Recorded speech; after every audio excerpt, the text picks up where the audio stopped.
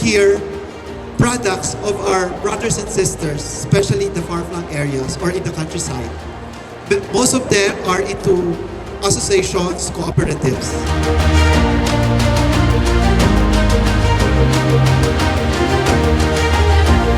This event is more than just a showcase of products. It is a celebration of our people's creativity, resilience, and entrepreneurial spirit. This event stands as a testament to the creativity, determination, and unity of our entrepreneurs, particularly those from the coconut sector.